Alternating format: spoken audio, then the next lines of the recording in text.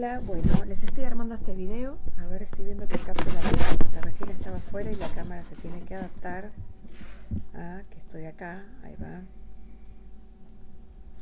Esto para que es tan bueno, en realidad es del software libre, son todas las opciones que tienen si pasaran todos a Ubuntu o a Linux, que tienen unas interfaces buenísimas y además unas interfaces muy parecidas al Windows, que hago un paréntesis.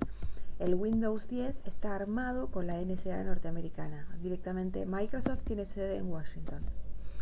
Entonces, lo que quiero empezar, y me parece que la mejor opción es hacerlo así, con unos pequeños videos sobre clases introductorias teóricas, para que nos pongamos como en el punto de vista, o en el marco, en el enfoque que vamos a dar en el grupo. Este grupo es un grupo de estudio y de investigación que tiene la intención de que pongamos en común cuáles son nuestras dudas, las que vemos en el aula, las que vemos en la vida cotidiana, que podamos acercarnos a esas transformaciones que muchas veces no terminamos de comprender.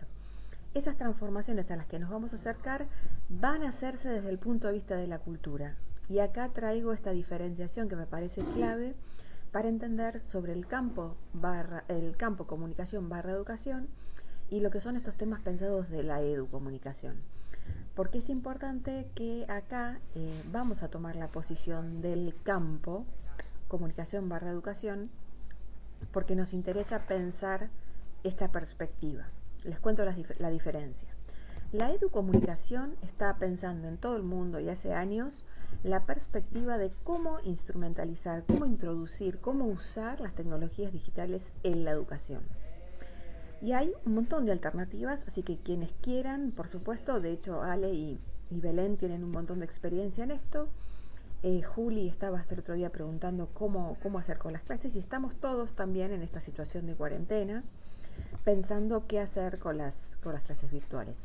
La realidad es que hay un montón de bibliografía y contenidos que cuentan cuáles son esas potencialidades para trabajar en el aula digital virtual de las tecnologías digitales contemporáneas, que son un montón. Lo que piensa el campo comunicación-educación es otra cosa. El campo comunicación y educación va a pensar cómo en este momento histórico los discursos de la cultura escolar, que a principio de la modernidad interpelaban desde la institución escolar, la escuela, un niño que tenía que pasar por un montón de procesos para llegar a la adultez, para llegar a ser grande, ¿no? Y además interpelaba a un niño que se iba a conformar, se iba a formar como ciudadano de un Estado-nación, y que a su vez ese ciudadano del Estado-nación iba a poder votar para una democracia representativa, que es lo que tuvimos en la modernidad, y además iba a poder trabajar, insertarse en un modelo de trabajo y después además consumir en un mercado, ¿no?, donde se puede o donde vive por la producción y el consumo. Los estados-nación se conforman en la modernidad justamente porque después de las sociedades feudales y de la Edad Media, como había guerra constantemente, quieren generar espacios de paz para que justamente se pueda comercializar, que era lo nuevo que estaba surgiendo en ese momento histórico. Entonces la escuela y el Estado-nación y la cultura escolar, en tanto generadora de discursos interpeladores, tenían un sentido en ese momento histórico. Hace ya varios años, con el surgimiento de los medios tradicionales y con el surgimiento ahora de la tecnología digital, hay otros discursos interpeladores que convocan a las nuevas generaciones a modos de ser y de estar en el mundo que no tienen nada que ver con lo que propuso la cultura escolar en la modernidad.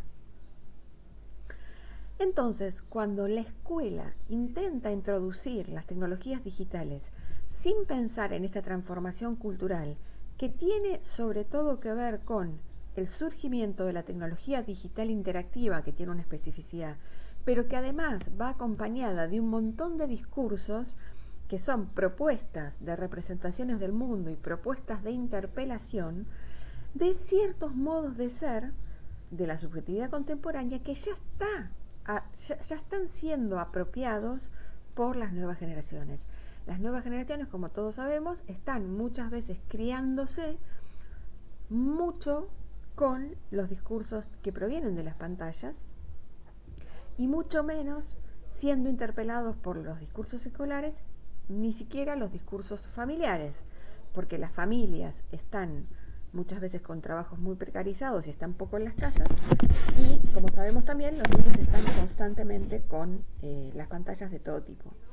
En su momento estábamos con los medios tradicionales y había un horizonte de interpelación, que después lo vamos a especificar, y ahora las pantallas, primero las computadoras que estaban en un solo lugar y que con el que vos tenías que acercarte a ese espacio para poder consumir, y ahora con los dispositivos móviles que tenemos consumos donde queremos, hay propuestas del mercado, sobre todo, que interpelan, que tienen ese poder del discurso interpelador, de convocar hacia ciertas formas de ser y estar en el mundo. Entonces, ¿por qué el campo de la comunicación y educación? ¿Por qué campo comunicación barra educación? Porque la comunicación disputa sentido al campo de la cultura escolar. La cultura mediática y la cultura digital están disputando en este momento histórico quién convoca y cómo se convoca a las nuevas formas de ser y estar en el mundo.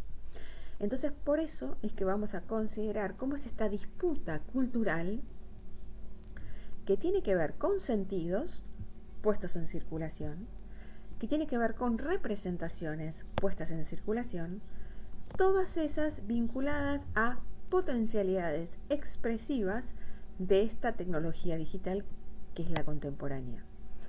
Esas potencialidades expresivas y esos discursos puestos en circulación tienen que ver con nuevas formas de narrar, de leer y de escribir, aunque no sea escritural.